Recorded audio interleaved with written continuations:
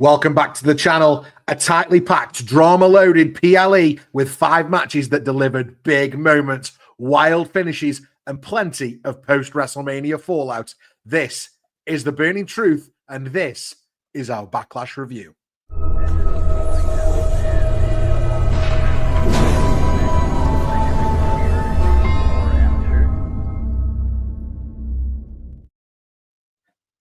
Hey, it's Scott Barrett, and welcome back to The Burning Truth.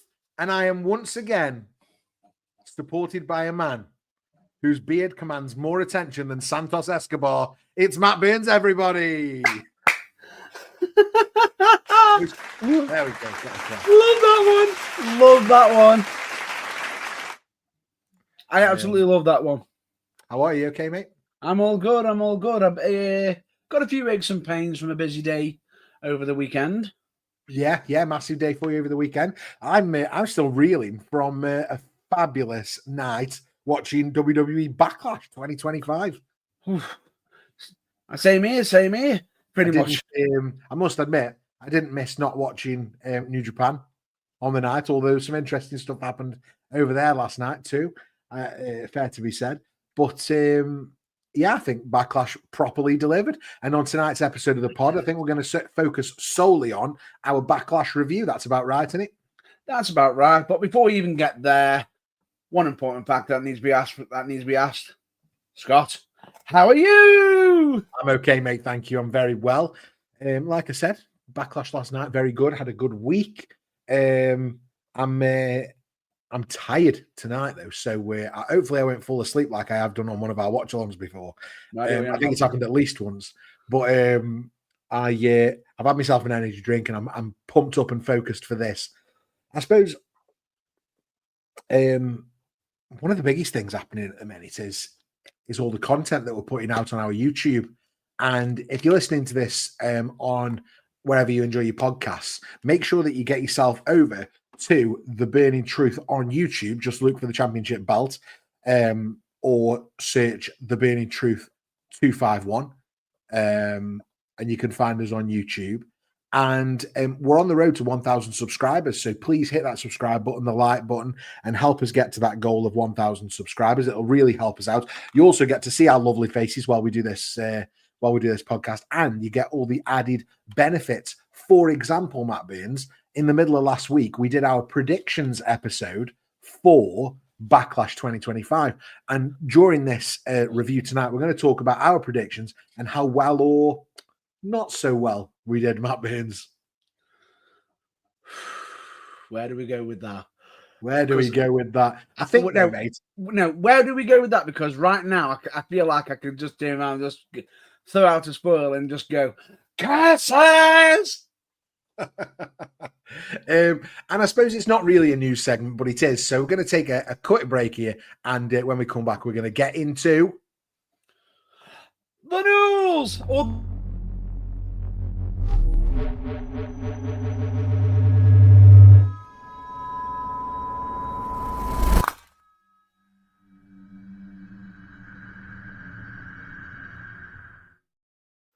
Or the reviews is what you were going to say, right?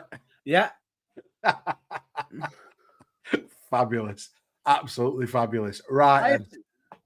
I'm tempted. But anyway. Yeah, listen, mate, we all appreciate the effort. We absolutely do. So Backlash kicked off in the sold-out Enterprise Center in St. Louis with a raucous crowd, is what I'll say, Matt Burns. Over 17,000 strong in attendance. Michael Cole and Wade Barrett on the call, which will become important as we go through these results. Yeah. Obviously, Pat McAfee with the night off because he was in action. And the opening match. You say night off, but he wasn't. He had a busy night. I suppose the first match is the one that I most want to talk about, which is great. So let's do the opening match. The United States Championship Fatal 4-Way match between Jacob Fatu defending against LA Knight, Drew McIntyre, and Damian Fast Forward Button Priest.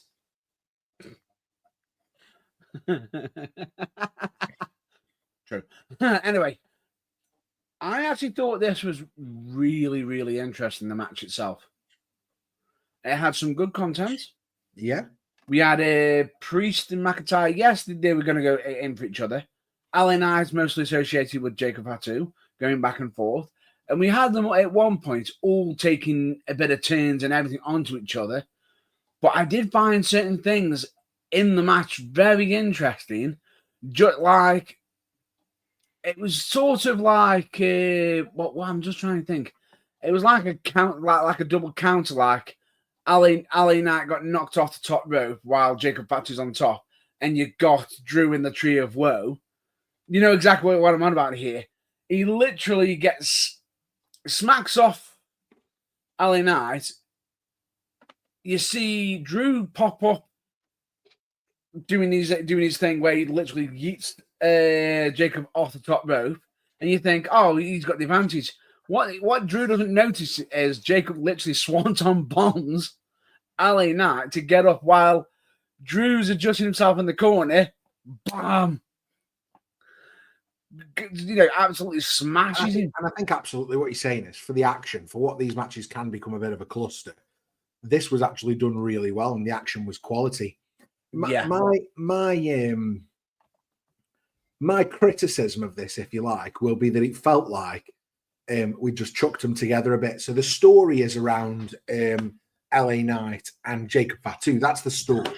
That's the real story. That's the story. Well, and then Damian Priest and Drew McIntyre have got their own story over here, but we've just sort of chucked them in the match.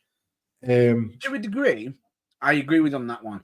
But I did find it a little bit funny on Damian Priest when he turns around to the camera and as he hits Drew. Bored at work, huh? Bored at work.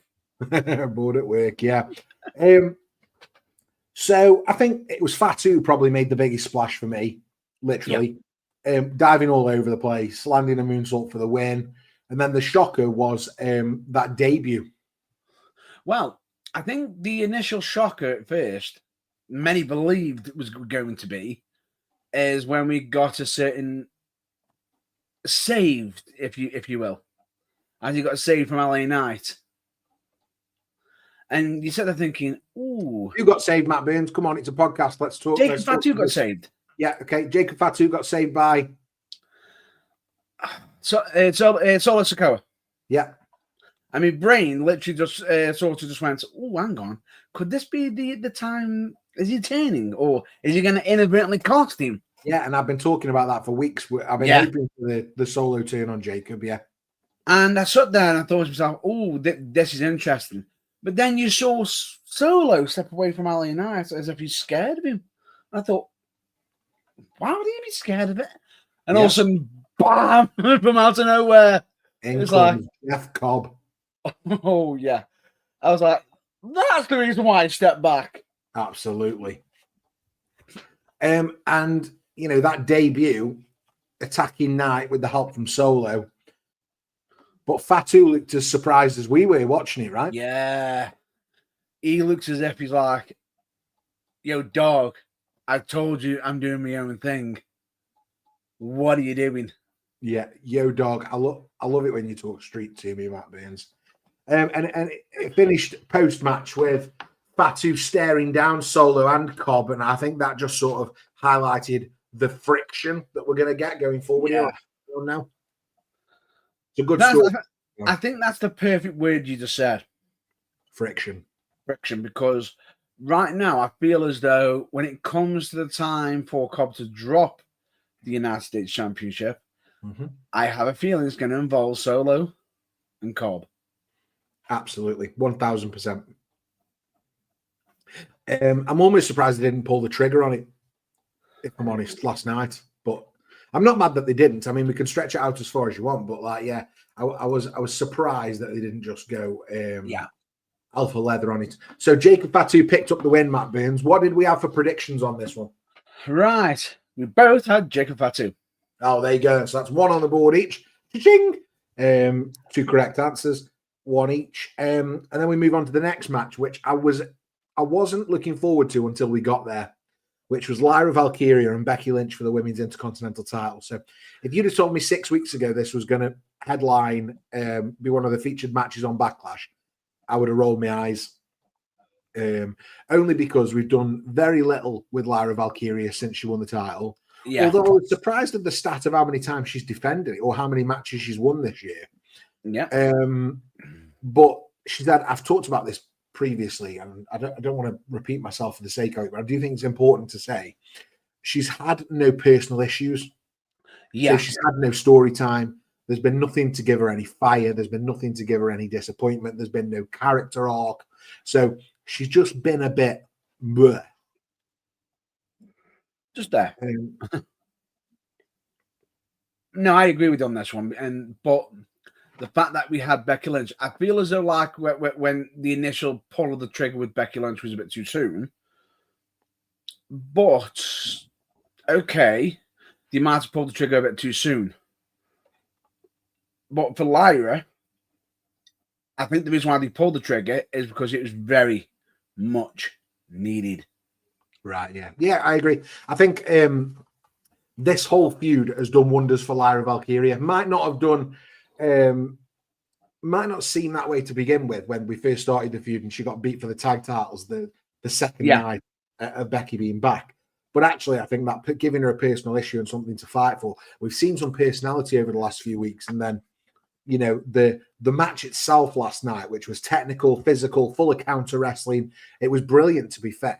And I think Becky Lynch leaning deep into, well, let's call it heel mode. I'm not a massive fan of Becky Lynch as a heel, but let's call it heel mode. Even trying to expose the turnbuckle, Lyra then got to show some fire, some resilience, and after like what I would call a flurry of reversals, Lyra eventually caught Becky in that roll up for the 3. And I've previously talked about how I dislike the roll up finish.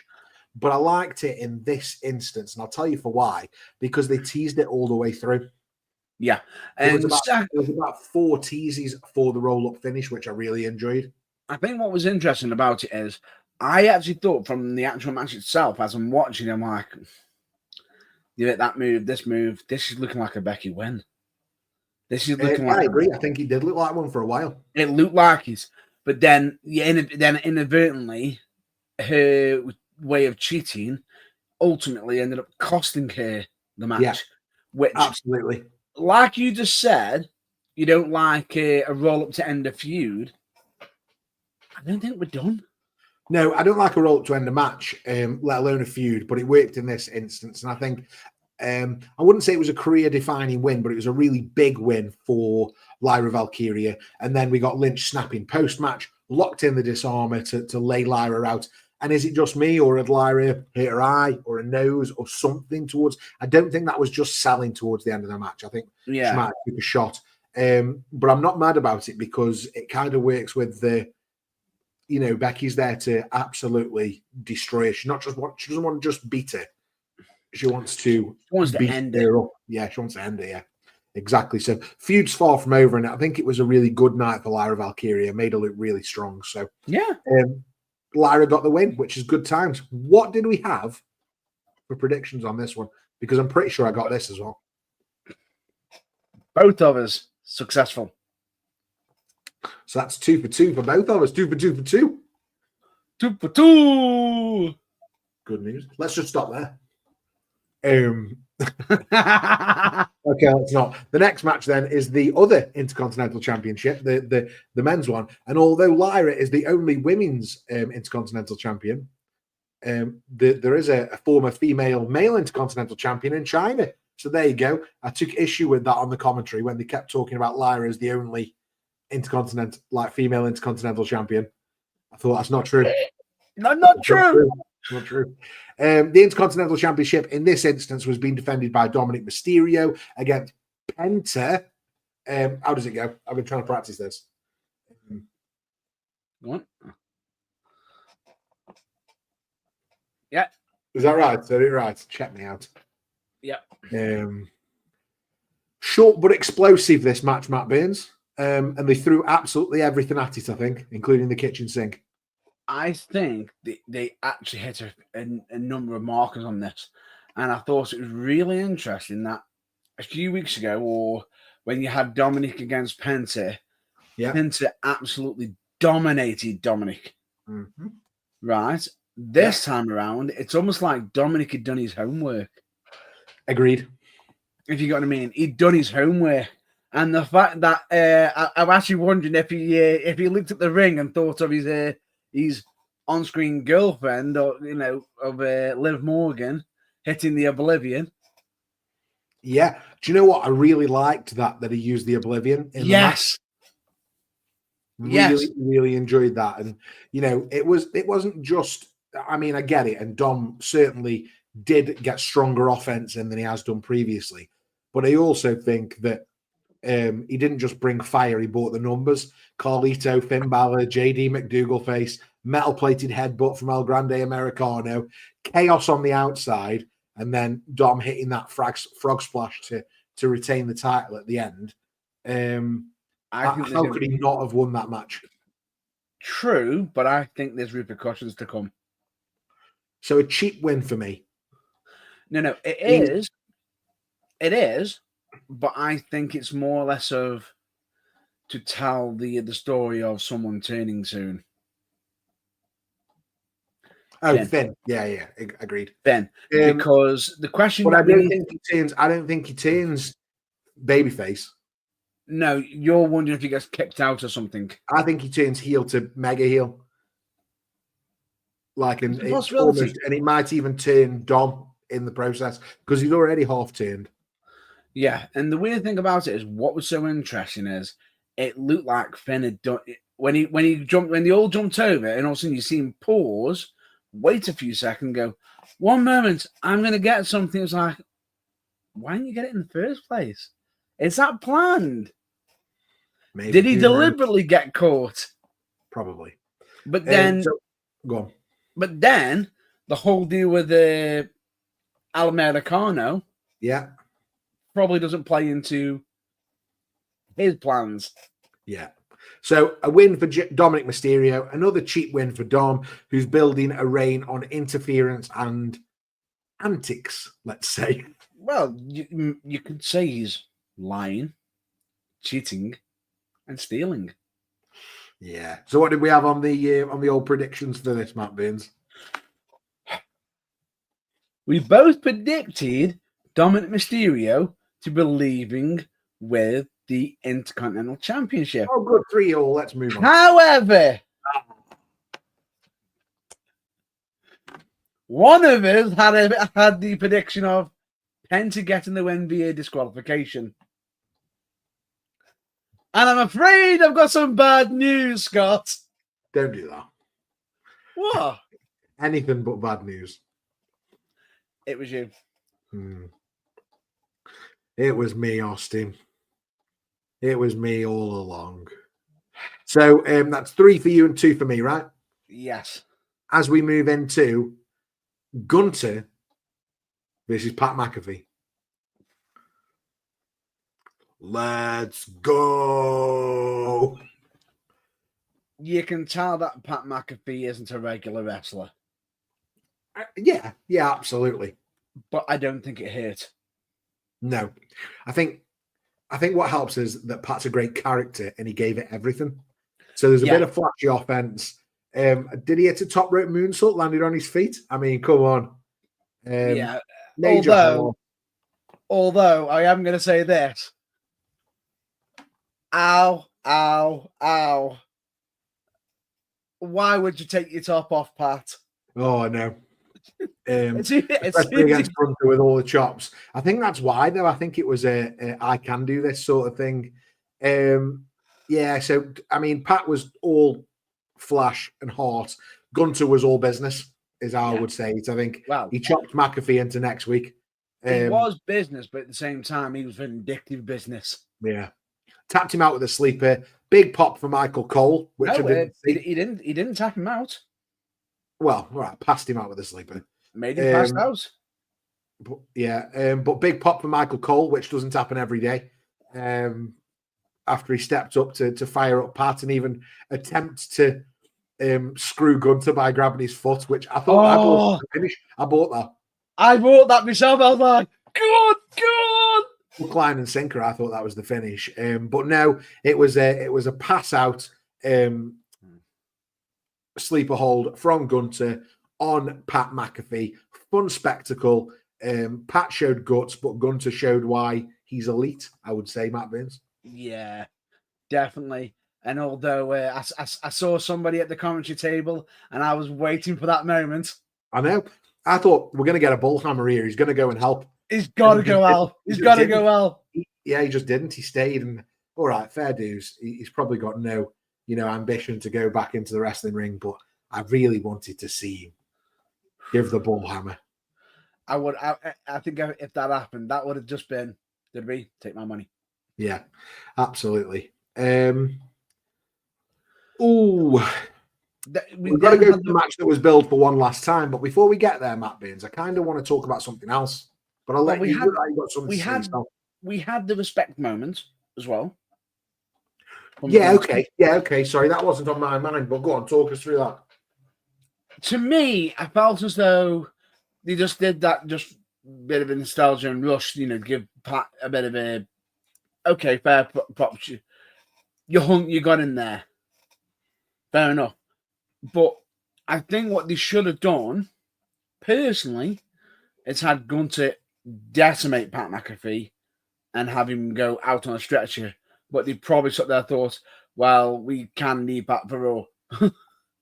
Yeah, okay. And that's the reason why they did that. Okay, I get that. I get that. What about... Right, so before we get to... I want to talk about one last time. But before we get there, I want to tell everybody who's listening about our merch store at theburningtruthuk.com. On there, you can get all your favorite t-shirts. We've got some fabulous new designs on there, such as the classic 2 thumbs pointing at me Excelsior t-shirt, the DFTBA, don't forget to be awesome, and our favorite t-shirt, which is the It's Stiffy Time t-shirt, which is obviously a homage to our current WWE Undisputed Women's Champion on SmackDown, Tiffany Stratton. We absolutely love it, and we love a catchphrase, it's Tiffy Time. And just like Matt Bain's pants, it'll be really tight on you if you start wearing that Tiffany Stratton t-shirt. It's Stiffy Time. Enjoy that there at www.theburningtruthuk.com. You're welcome, everyone. Quality designs. And I tell you what, next week on the pod, I'll make sure I've got mine on because it's my favorite. It's in the wash currently because I wear it most days. One last time.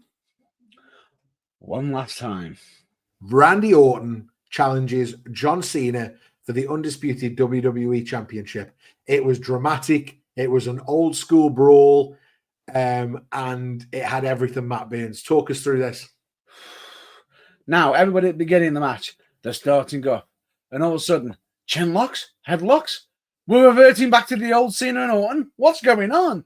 It feels like it's lasting forever at first, and then all of a sudden, it's like, nope, changes.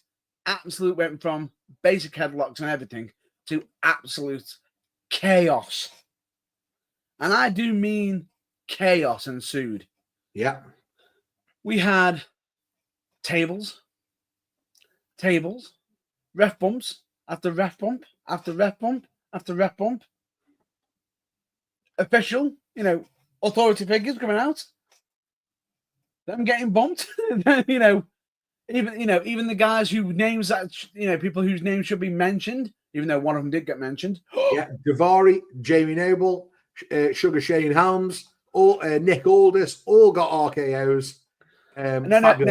No. Something happened that might shock you. Go on. They actually mentioned Jamie Noble. I know you got to mention. I was like, what the? I was like, what's going on? It's one of my pet peeves. That is when the ex-wrestlers get in and they don't name it. No, but they actually named him. I was like, get in! It's like when Bobby Roode didn't help Cody Rhodes when The Rock was beating him up outside. Like, it proper irks me, that does. I get that these guys have got jobs and we're just using them as extras in the scene. But, I mean, we've if you've been watching a long time, you've got a connection to some of these characters. Yeah, definitely. And what I did find, there is something that was missing from the match. And I'm going to have to address it. I feel as though where they could have done something around Orton's family in the match. Okay. Probably had a family member there, potentially, to see it. Why? Because Cena took there and said that when he is done, He is erasing three generations of his family's legacy. Yeah, I saw that, and I just took that as like I know what you're saying, but I took that as what's the word I'm looking for here? Just posturing. Not even posturing. I took that as like an idea, like I'm going to destroy the idea of them. Not that I'm going to beat up your family members. No. I don't mean actually physically, just having them there. Yeah, okay. I get your point. I do. Yeah. Not having them wrestling or anything like that. Just having them there so we can sort of like rub it in their faces. But to be honest with you, that is the only pet peeve. Is it? Do you want me to tell you my pet peeve? Go on. And there's going to be a swear here, Matt Bean, so get your mute button ready. Hang on. Brace yourselves. What the fuck was R-Truth doing in that match? Saving his idol. I mean, more of that got revealed. Let me be really clear about how I felt about it, right? R-Truth getting involved in that match.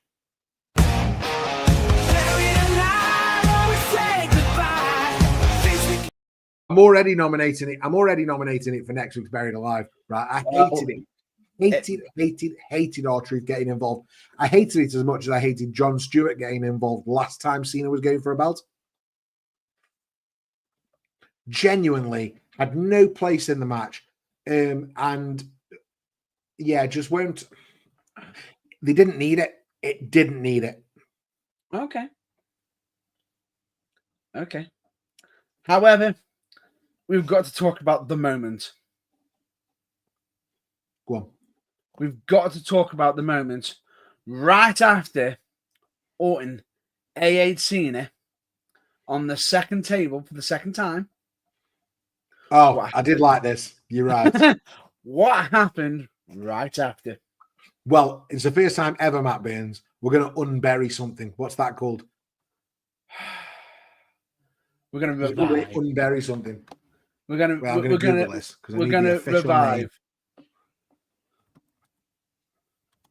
We're going to exhume. That's it. We're going to exhume from Buried Alive. We're going to exhume the Prime Hydration Station because it finally happened, everybody. It finally happened. Randy Orton grabbed the bottle from the Prime Hydration Station and took a drink. Never have I ever seen anybody use the hydration station for hydration. Never. I loved it. Until Backlash 2025, it finally happened. It's a good day, Matt Burns. It's a great day. And then it got ruined by pissing R-Truth, trying to help Cena not get punted in the face. So just so he can take an RKO when after Orton's already laid out all the officials, even Nick Aldis with RKOs, but Cena goes full villain, low blow, belt shot, pinfall win with a crawling ref. I mean, come on.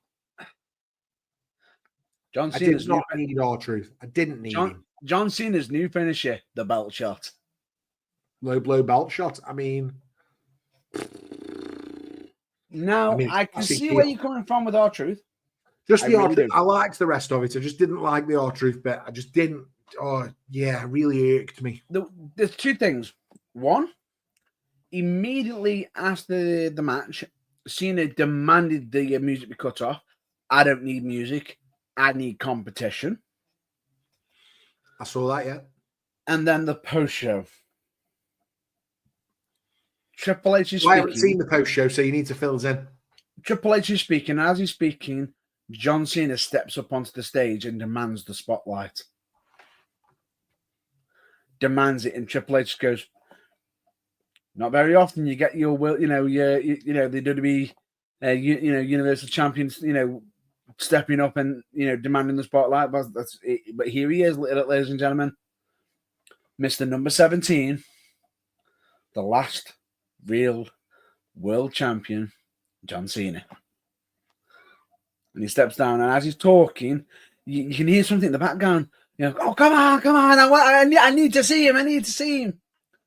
R-Truth busts out onto the interview stage, starts speaking. It's like, oh man, I support you, and everything. And I'm always going to support you, even though that the fans always say that you can't wrestle. You see Cena's demeanor go from friendly towards R-Truth to really,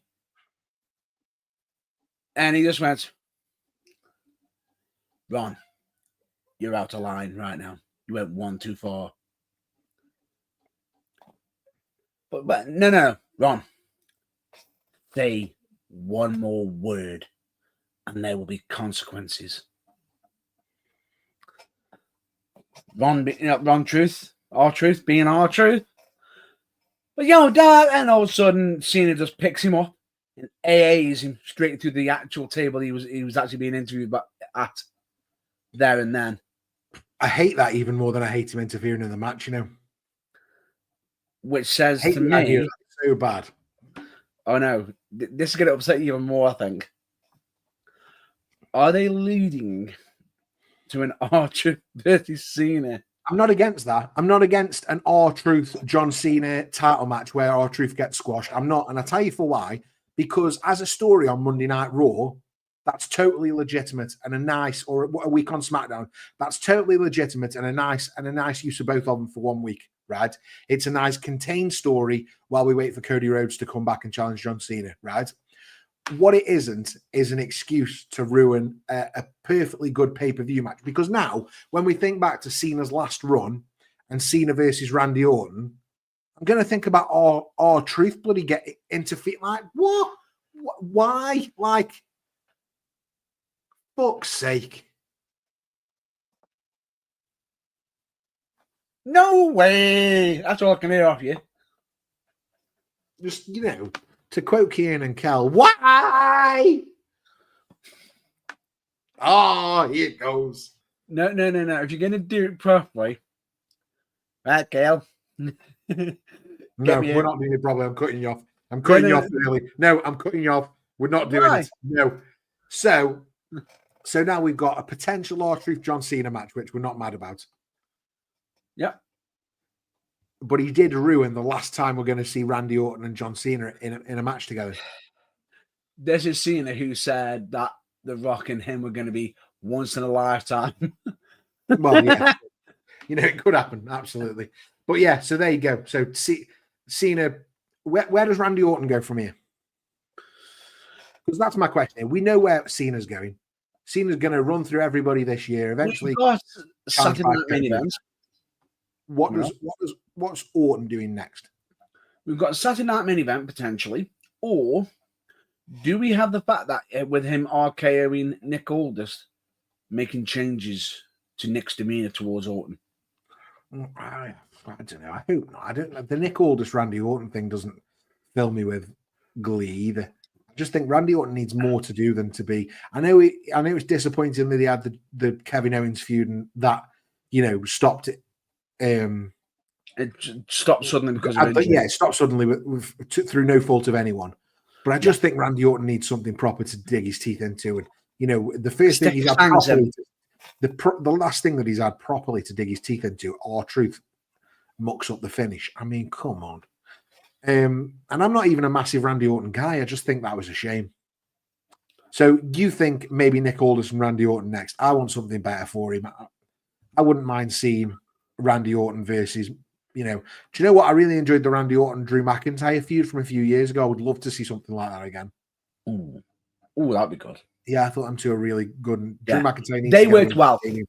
Drew McIntyre needs to get away from Damian Priest before he ends up with a concussion.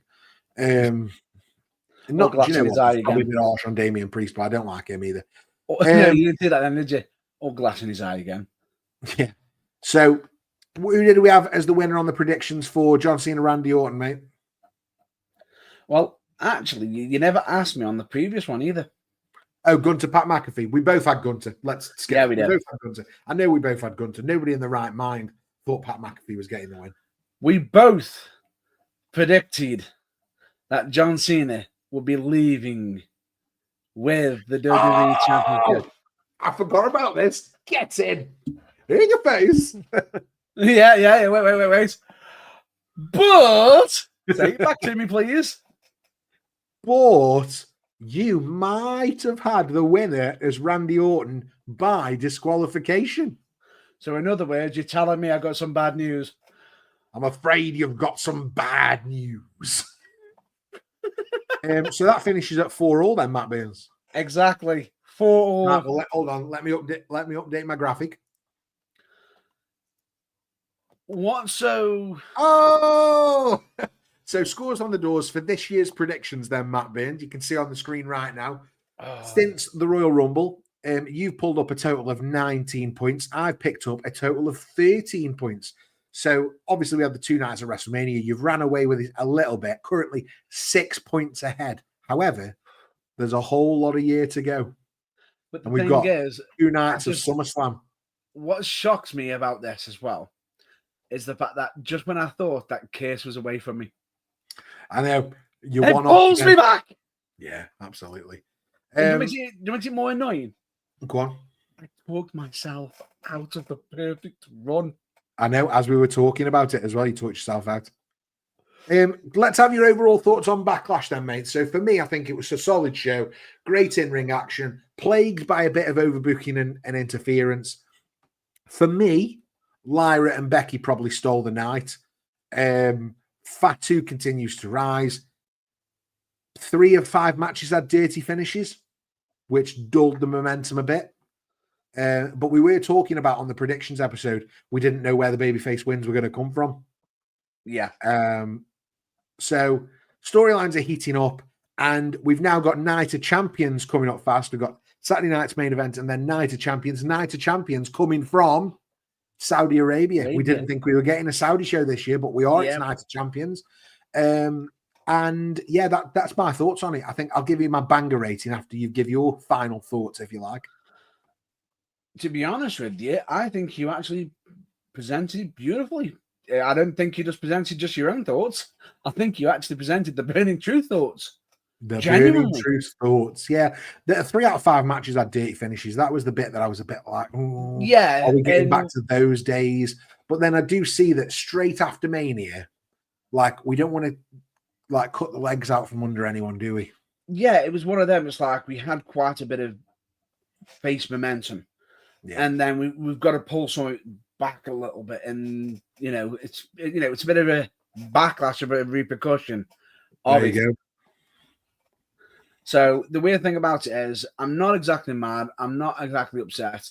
Yes, there were some certain things that could have been done a little bit better. And as much as we could sit there and start, putting out predictions and going ting with our teeth, like somebody else does, and say that we're smart horses, but we're not. We just like to. I'm a bit of a smart horse. I would say for me then, Matt Burns, I would say this is probably 3 out of 5 bangers. What do you think? Solid. 3 out of 5 bangers? Genuinely, I was just about to literally just go, as you went for say, so I went for go like, ah. Yeah, I think that's fair. 3 out of 5 bangers for WWE Backlash. The reason being is, as much as at one point I thought it was going to be 4, it just pulls it back a little bit.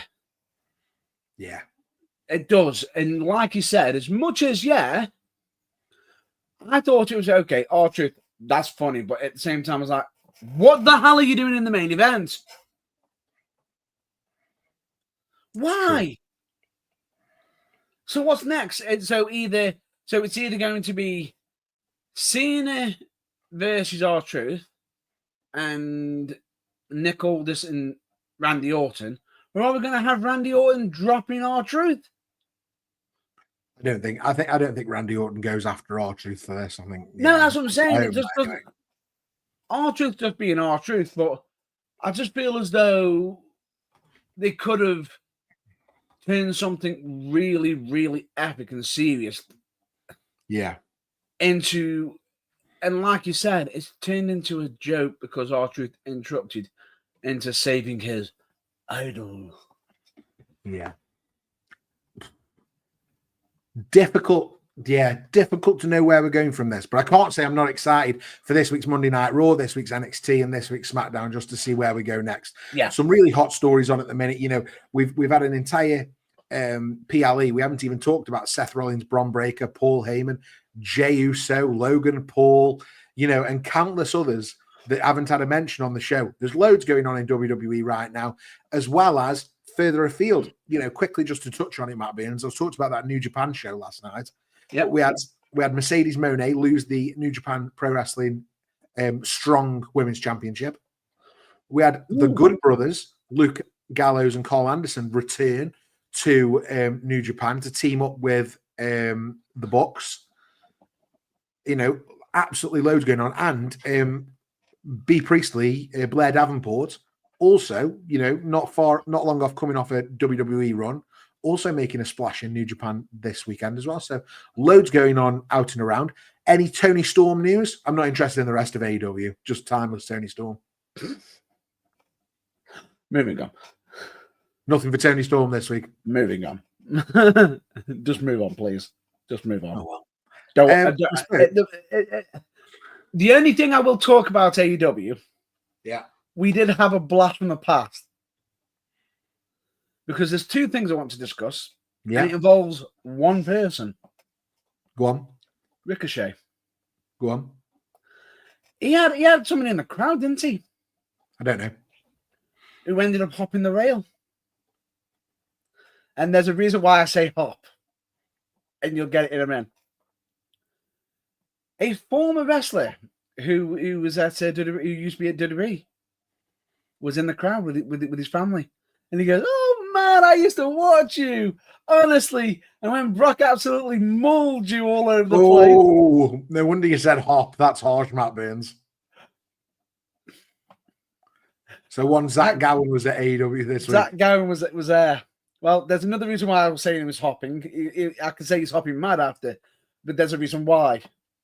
After, it looked like Zach Gowen was going to get in the ring, but unfortunately, so I say, "What the hell are you doing?" And with the golden scissors, stops him from using the golden scissors for Ricochet to stomp on Zach Gowen's good leg, and then proceed to steal his prosthetic leg. I mean, you can't say it hasn't been done before. And before we start talking about yeeting prosthetic legs out of the ring, I think it's time that we said, thanks for watching the Burning Truth. No. There's one more thing that we need to cover. About this, Matt Burns. No. I'm skipping to the next bit now. We're skipping to the next bit. Oh dear, prosthetic legs. Go on, carry on. Hang on. What is with wrestling lately? Is it was still in prosthetic legs?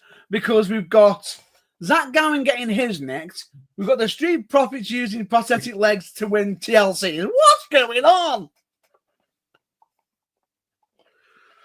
Oh, but anyway, that aside, Ricochet was throwing some shades at a certain NXT prospect. All right.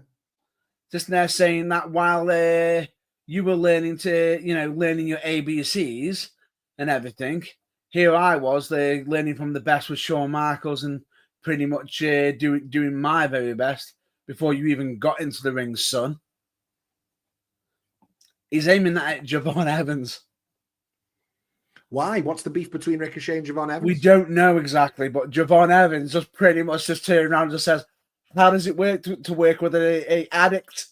It's like, oh, I just don't get it. I don't get the whole that beef because I mean, if Ricochet started that, which it sounds like he has, if Javon Evans has clapped back, like, what is the benefit there? Like, who's going to benefit from that? No, but it just makes everyone look like a twat. I mean, it does. It makes them both look really bad. And this is where I think Javon is going to get a bit of a backlash from it because he's sort of bitten when he shouldn't have bitten. Yeah, he should have just been the professional and just walked away. Yeah. But because he didn't, it might delay his call up. Potentially. But anyway, that aside, this is now the part where we literally say, but now that's where we say, so long, farewell. But I'm not singing the rest of the song. Okay. Because one, we don't get demonetized, and two, I don't want to be breaking windows. Story that. Yes, we do like to hear smashing glass when it's Austin, but not when I'm singing. Absolutely. But anyway, thank you everyone for checking us out. If you could be so awesome and so absolutely amazing, please do follow us and click on the to subscribe on our YouTube channel. Do all the good stuff. Press all the good stuff. Press all the buttons. Check us out on all social medias. And in case you don't know where to find us, you can probably just look for something that's right behind me or Absolutely. that's above us. Yeah, anywhere on social media, just type in The Burning Truth and look for the championship belt, which is just behind us or behind Matt Byrne's big haircut. For me, I think there's that. There's also the website. You can go to www.theburningtruthuk.com where you can find all our episodes as well as our merch store and our blogs where we put a lot of our rebookings in written form, plus other, articles and things that we've got our minds on the blog page. So we've got loads of content there for you to enjoy. But keep the fire stoked and fanning the flames brightly because there's, we want to build a wrestling community that is absolutely amazing and wonderful. And we always have got much love for you. So with that being said, last but not least, please, the FTBA, and in case you don't know what that means, it of course means don't forget to be awesome. I'm going to catch these prediction points up, I'm going to win by the end of the year.